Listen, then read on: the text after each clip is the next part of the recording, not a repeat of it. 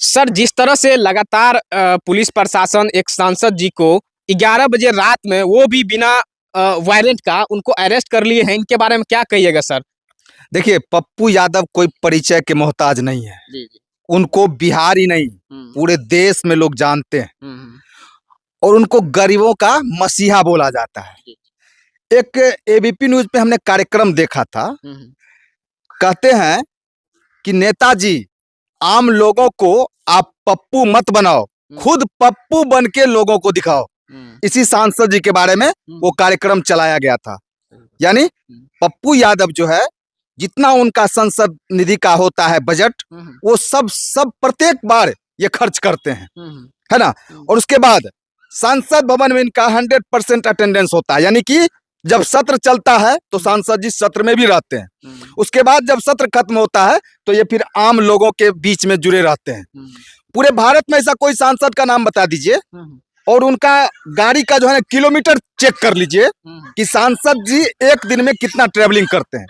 ये सांसद तो पूर्णिया से हैं, लेकिन आपका मधेपुरा हो, सहरसा हो, चाहे बिहार के किसी भी जिला में हो, अगर इनको याद किया जाता है ना, तो वहां के सांसद से पहले, वहां के विधायक से पहले कौन पहुंचते हैं? पप्पू यादव पहुंचते हैं। इसलिए इनको गरीबों का मसीहा बोला जाता है। ऐसा कोई दिन नहीं है जिस दिन ये गरीबों का मदद नहीं करते हैं, चाहे वो पैसा से हो, चाहे वो पैरवी से हो, चाहे फोन से हो, चाहे मेडिकल विभाग का कोई परेशानी आपको हो, कहीं भी। ऐसा नहीं है कि बिहार में, पूर्णिया में, मधेपुरा में, पूरे ऑल ओवर इंडिया में अगर आपको कहीं दिक्कत है और सांसद जी को इस बात की जानकारी मिल जाती है तो आपको वहां मदद मिल जाएगा।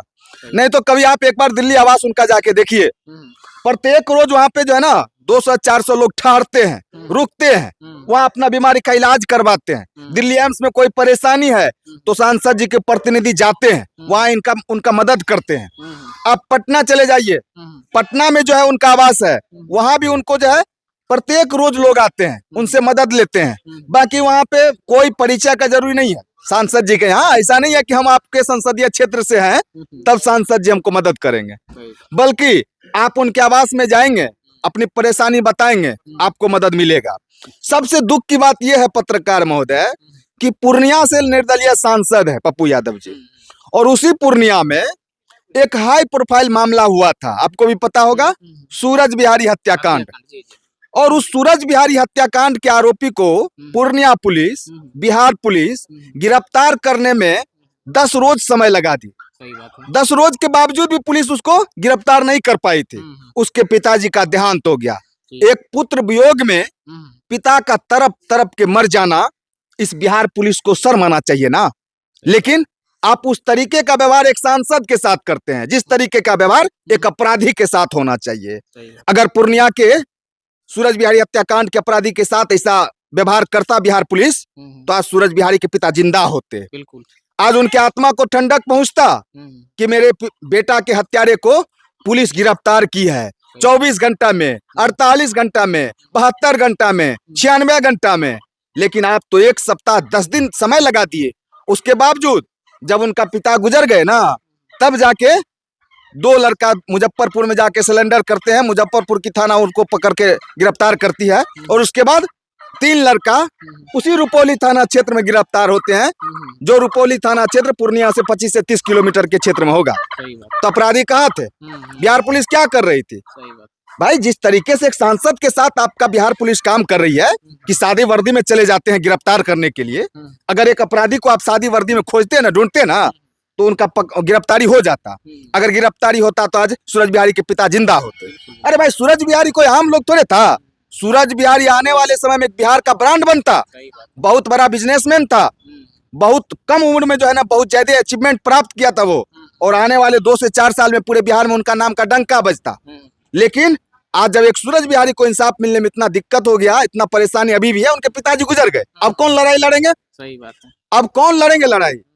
तो भाई यही कहना चाहेंगे कि बिहार पुलिस ठीक है, आप जिस तरीके से सांसद जी के साथ व्यवहार किए हैं ना, वैसे अपराधी के साथ करिए ना। सही बात है। उनका घर उजाड़ दीजिए ना, बुलडोजर चला दीजिए ना, अपराधी अपराध करना छोड़ देंगे।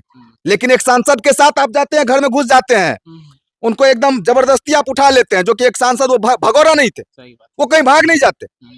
बल्कि उनको इसी बिहार में रहना था, इसी दिल्ली तक जाना था। आप वो वाई कैटेगरी की सुरक्षा में रहते हैं तो क्या वो विदेश भाग जाते? भाई इस तरीके का व्यवहार तब होता है जब मान के चलिए ऐसा कोई मामला उसके ऊपर दर्ज हो गया कि आप जो है साक्ष्य को नष्ट कर सकते हैं, आप जो है गवाही को धमका सकते हैं, डरा सकते हैं, तब जाके सांसद जी को इस तरीके से गिरफ्तारी उनका किया जाता है एट ए टाइम।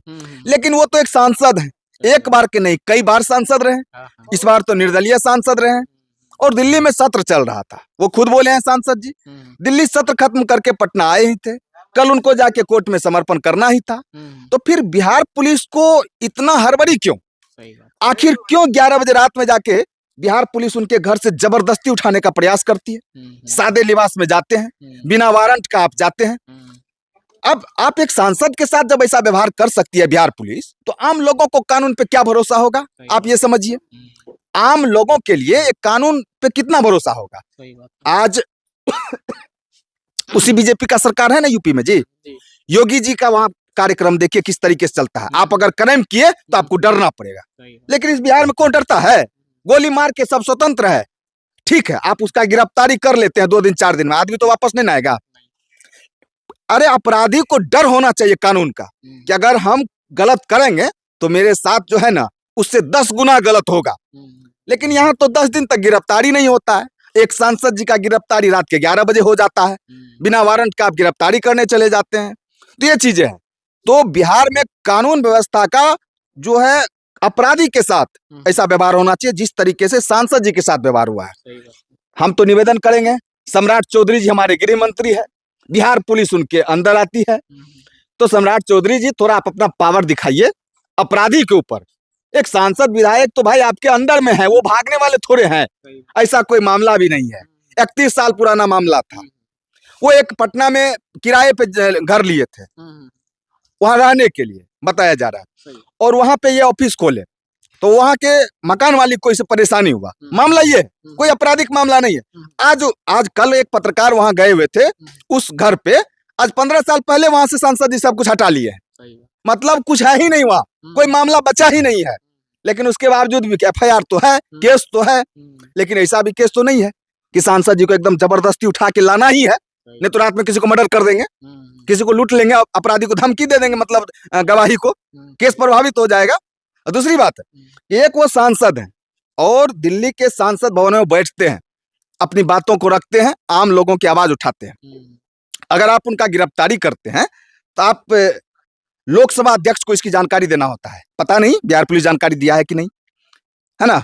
ओम बिरला जो है लोकसभा के अध्यक्ष, उनको जानकारी एट ए टाइम देना है कि आपके एक सांसद को हमने गिरफ्तार किया है या गिरफ्तारी करने के लिए जा रहे हैं। लेकिन पता नहीं इन नियमों का भी पालन हुआ है कि नहीं, क्योंकि जब एक छोटा सा नियम का पालन नहीं हुआ, बिना वारंट का आप गिरफ्तारी करने चले जाते हैं, बिना वर्दी का आप चले जाते हैं, तो सांसद जी पूछते हैं कि आप कौन है, उनको पूछना पड़ता है क्योंकि आप वर्दी में नहीं है। सही बात है। तो फिर क्या भी नियम का पालन हो सकता है? बाकी ये ऐसा नहीं होना चाहिए, एक सांसद के साथ ऐसा व्यवहार बिल्कुल गलत है। बाकी बहुत बहुत धन्यवाद आपको।